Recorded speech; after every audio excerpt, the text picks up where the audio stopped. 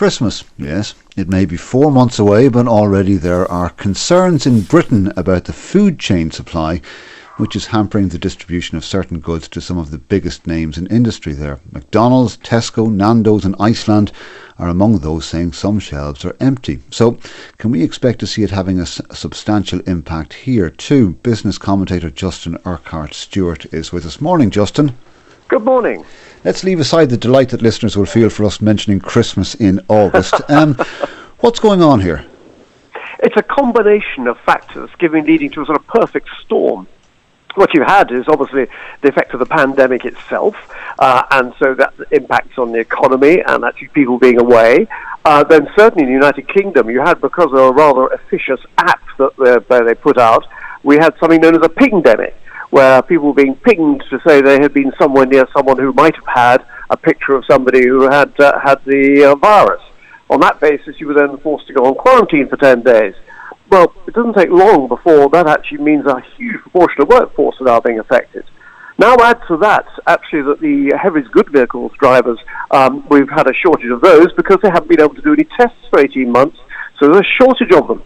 Then, of course, actually, UK rather stupidly carrying out Brexit has meant that it's lost a lot of European drivers as well.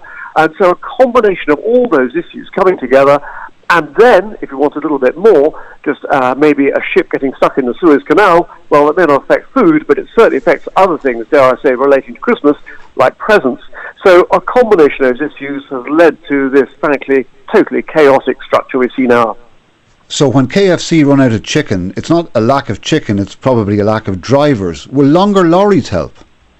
Well, it is. Any combination is welcome, I suspect. So longer lorries may be, but what they probably need to do in the short term is relax some of the control rules. So, for example, if you've just retired above your age of normal driving, why not say we'll give you a 2 or 3 year extension?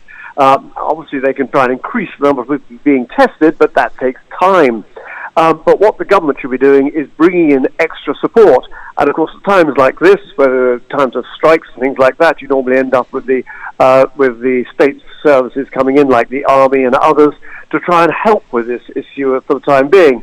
The other thing they can do, of course, is actually adjust this wretched app, which was seen to be far too rigorous in its application, and to try and actually then make sure that we can return to some form of reasonably normal delivery. But as you said, it's not just going to be about food, it's going to be other issues, and we were worried about this even at the beginning of the year, when long-term trade issues were going to affect this year's Christmas.